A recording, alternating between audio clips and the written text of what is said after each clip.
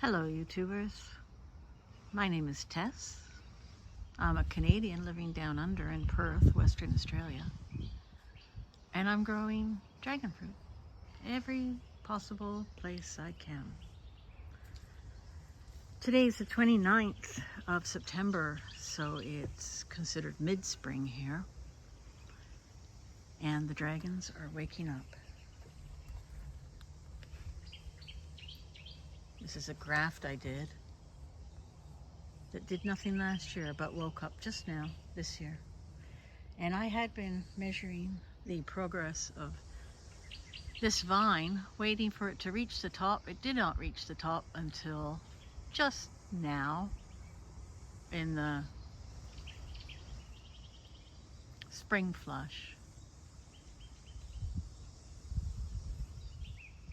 I live on the edge of the fire zone, which is always a bit of a worry as things get exciting in the dragon fruit department. They get scary in the living department. But I have a bit of acreage on the side of a hill here that I exploit, and I'm raising other dragons down there. That's a Colombian red there. The idea I'm doing here is to grow dragon fruit up to trellis over top of my pergola, where the high winds blew the shade cloth to smithereens. But I reckon the dragons will do okay against it, against that kind of wind. And here we see this dragon has just woken up 2 days ago, and look, she's already put on all this growth. Now, one of my interests in dragon fruit is to breed. I did a breeding program once and developed a tomato with the Cross Hemisphere Dwarf Tomato Project. My tomato is called Perth Pride. And I'm taking what I learned in that program and I'm going to apply it to dragon fruits. Here are seedlings that I raised and then grafted onto some rootstock.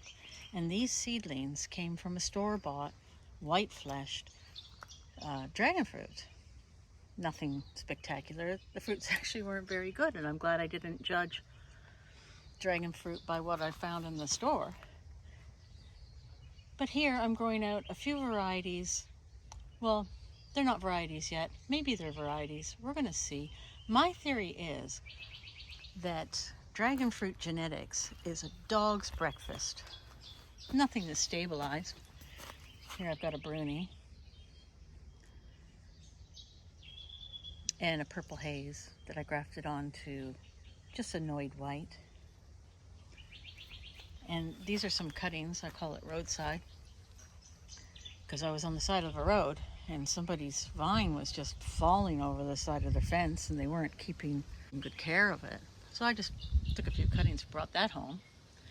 No idea what that's going to turn out to be.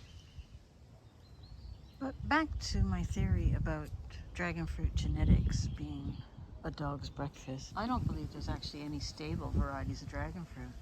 And by that I mean that any seed you might grow from a dragon fruit, any given dragon fruit, is not necessarily going to give you the same fruit that you took the seed from.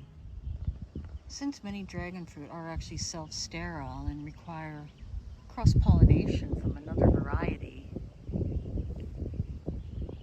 it's hard to know what sort of genetics is in any given fruit.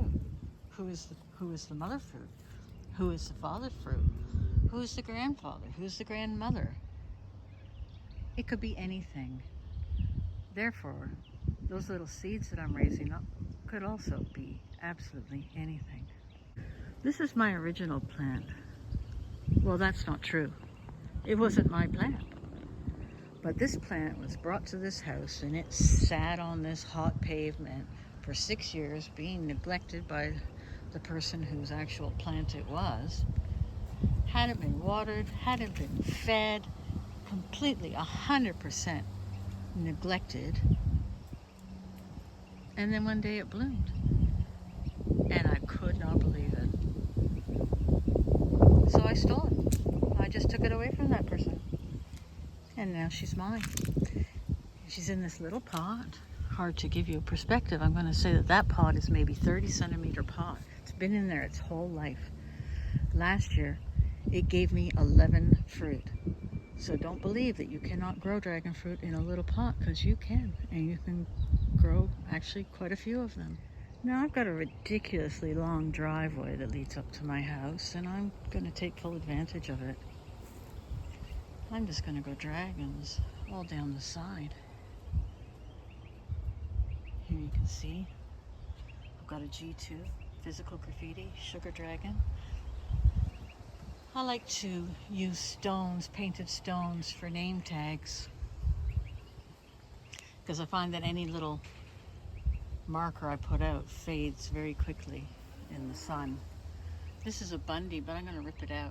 The person who gave it to me for free and said it is nothing but trouble. And look at it. It really is not a very healthy looking plant. Megalanthus. And that one's called the Cheryl's Pink.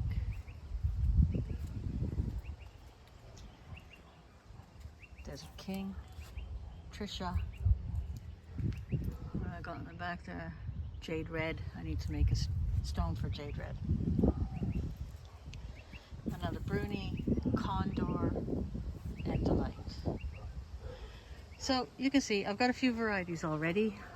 I reckon I've got about 30 plants, and I look forward to bringing you all the news of what's going to be happening over the Australian summer, while most of the people I follow about dragon fruit will be in winter. And you'll be looking at my channel, just like I'm looking at your channel right now. Anyway, that's the initial tour. Thanks for watching. I hope you come back. I hope you'll like and subscribe.